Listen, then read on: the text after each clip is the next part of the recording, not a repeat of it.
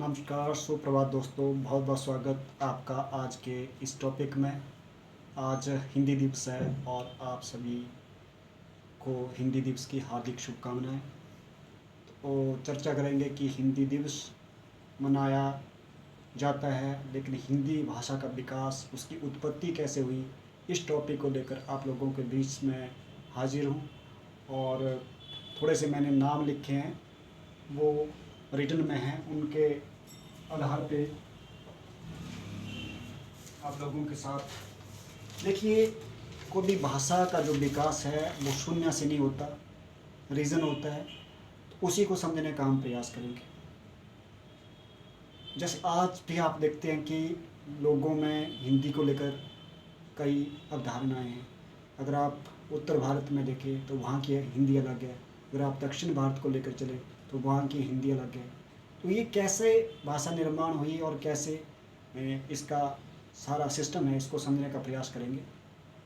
देखिए, किसी भी युग में अगर भाषा होती है तो वो दो तरीके से होती है। एक तो जो हम रिटन में लिखते हैं या जिसको हम कहेंगे साहित्यिक भाषा, और दूसरी होती है हमारी बोलचाल की, जिसे हम लौकिक भाषा कहते हैं। तो साहित्यिक और लौकिक दो प्रकार की भाषाएं होती हैं।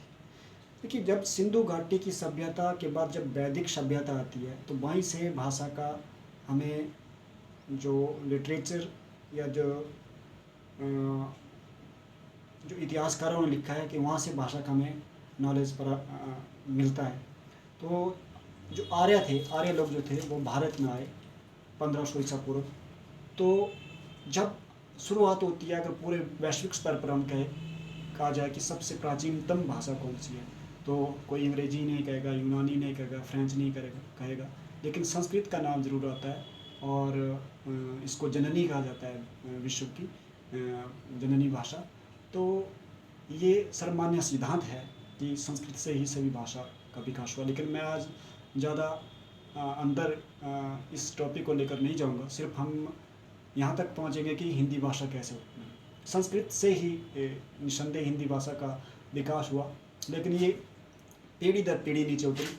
तो संस्कृत का जो उस प्राचीनतम जो वैदिक साहित्य जो कहा जाता है, वैदिक साहित्य जो लिखा गया, वो पूरी तरह से उसको वैदिक संस्कृत कहा जाता है। लेकिन जो लौकिक संस्कृत थी उसमें थोड़ा सा डिफरेंस था। बोलने की जो संस्कृति और जो साहित्य में प्रयुक्त होती थी उसमें थोड़ा सा अंतर था। और फिर इस तरह से जो लौकिक संस्कृति थी हमारी,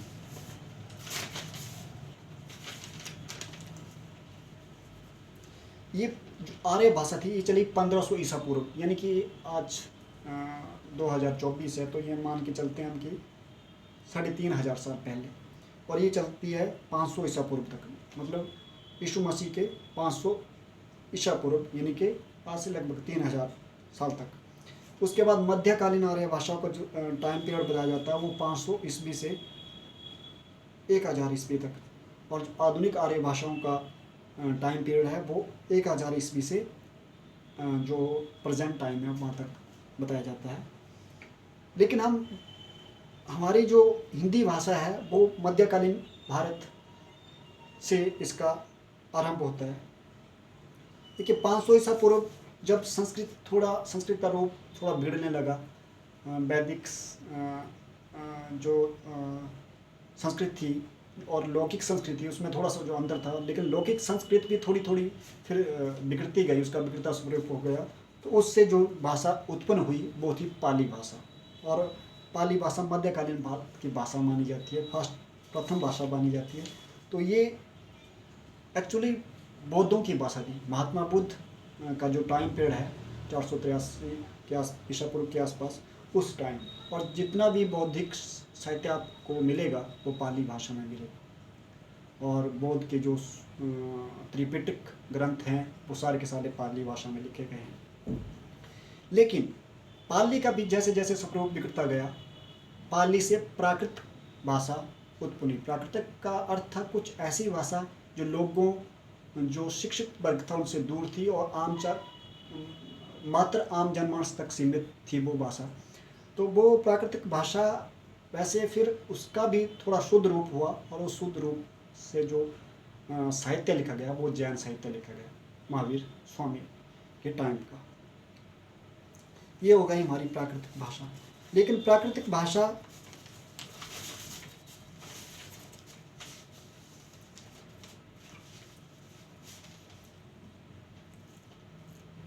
भाषा का भी जब स्वरूप बिगड़ा तो उससे आगे जो निकलती है वो अपभ्रंश निकलती है।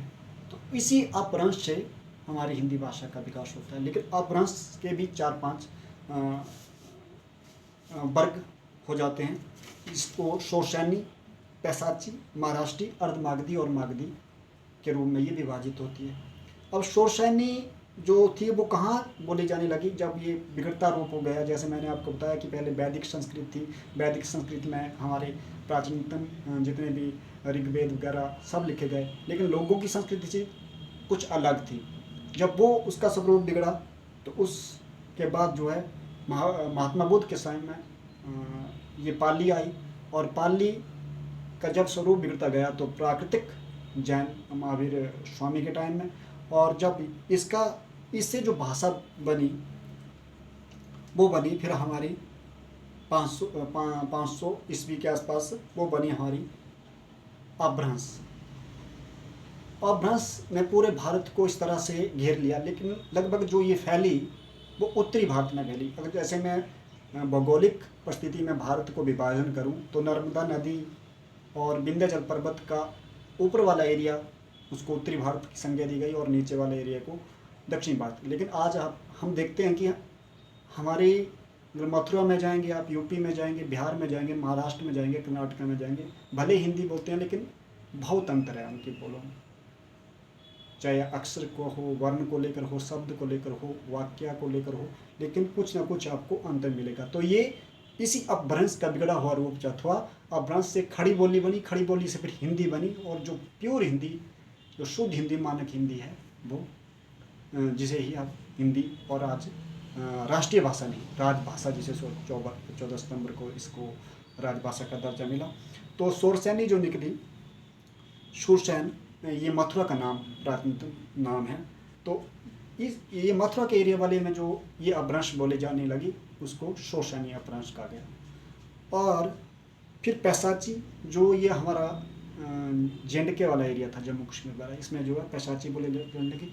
और एक थी महाराष्ट्रीय अपभ्रंश, ये तो आप नाम से ही वाकिफ़ है, महाराष्ट्र के आसपास के एरिया में बोले जाने लगी। और अर्धमागधी जो थी वो बिहार और मथुरा के बीच का जो एरिया था भारत का, उसमें बोले जाने लगी अर्धमागधी अपभ्रंश।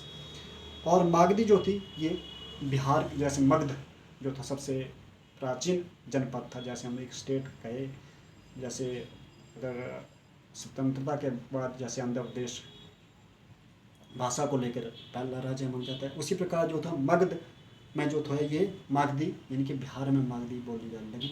और जिससे भी आज आप देखते हैं कि भोजपुरी वगैरह निकली, वो बड़ी उपभाषाएं, उस इतने गहरे विषय पे नहीं जाएंगे आप। सिर्फ हम हिंदी भाषा के विकास को लेकर इस तह तक पहुँचे गए।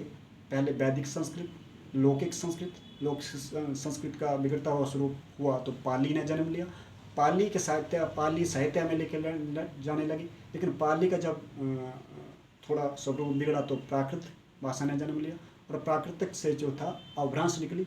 और अपभ्रंश जो 500 ईस्वी से स्टार्ट होती है वो पूरे भारत में फैली, लेकिन उसके जो वर्ग विभाजित हो गए आगे, वो लगभग 4-5 जो मेन मैंने नाम लिए, शोरशैनी, पैशाची, महाराष्ट्री, अर्धमागधी और मागधी, ये पूरे भारत के कोनों में विकसित हुई भाषा। लेकिन जो हिंदी मानक है वो कहाँ से हुई, इसके बारे में भी हम चर्चा करेंगे। तो जैसे मागधी जो थी वो बिहार के आसपास एरिया में बोलने लगी, और फिर इन्हीं का एक शुद्धतम जो विद्वान आए जिन्होंने अपना साहित्य लिखना शुरू किया, वो इन्हीं पांचों के का एक शुद्ध रूप जो था खड़ी बोली। जैसे आप लिटरेचर देखते हैं, अपने मुंशी प्रेमचंद जी या आगे जो भी हुए 1900 ईस्वी के आसपास जो भी लेखक हुए, खड़ी बोली में ही अपना साहित्य लिखने लगे। तो ये खड़ी बोली क्या हिंदी का मानक रूप बनी, और फिर हिंदी बनी, और वही हिंदी आज जो है जनमानस में भी है, और संयोगवश इसको राजभाषा का दर्जा मिला, राष्ट्रभाषा तो नहीं बन पाई, लेकिन फिर भी हम चाहते हैं कि ये राजभाषा राष्ट्रभाषा के रूप में परिवर्तित हो, बने, और हम भारतीय गर्व करें कि हमारी जो है ये हिंदी संस्कृत से उत्पन्न हुई एक अच्छी और शुद्धतम और एक स्पष्ट बोले जाने वाली भाषा है। इसलिए आप सभी लोगों को हिंदी दिवस की हार्दिक शुभकामनाएं। हिंदी विकास के लिए, हिंदी भाषा के विकास के लिए हमारा ये प्रयास रहता है कि जब शिक्षक स्थानों में हो या किसी कार्यक्रम में हो तो हम उसका प्रचार प्रसार तो करते हैं, लेकिन कैसे इसकी जो महत्व है उसको प्रचलित किया जाए पूरे भारत में, इसके लिए हमें समझना चाहिए इसकी इम्पोर्टेंस को लेकर, और सभी को ये महत्व देना चाहिए कि भाषा जो होती है वो एक क्योंकि अगर हम भाषा के विकास को देखें तो हिंदी ने बहुत बड़ी लंबी जर्नी की है, तो इसको बचाए रखना। अगर हम कहते हैं कि आज जैसे मैं नहीं मानता हूँ भाषा कोई पैमाना नहीं होता, अंग्रेजी का बहुत बड़ा इम्पोर्टेंस है, अंतर्राष्ट्रीय भाषा है, लेकिन हम अपनी कल्चर या अपने उसको ना बोलें। जैसे स्वामी विवेकानंद जी का एक बहुत बोलते थे, वो जब किसी ने उनको अंग्रेजी में बात की तो बाद उन्होंने किसी दूसरी कंट्री में गए थे तो वहाँ किसी दूसरे पर्सन ने उनसे हिंदी में बात की, तो उनकी रिस्पेक्ट करने के लिए उनको अंग्रेज़ी भी आती थी, तो फिर उन्होंने अंग्रेजी में बात की। तो जब उनसे पूछा गया कि आपने ऐसा क्यों किया, तो उनका कथन था कि जो मेरे देश की भाषा, जो मेरे देश की जो भाषा है उसकी इज्जत करता है, मैं उसके देश की भाषा की भी इज्जत करता हूँ। तो हम सभी को प्राउड फील होना चाहिए हिंदी दिवस के लिए। थैंक यू, नमस्कार।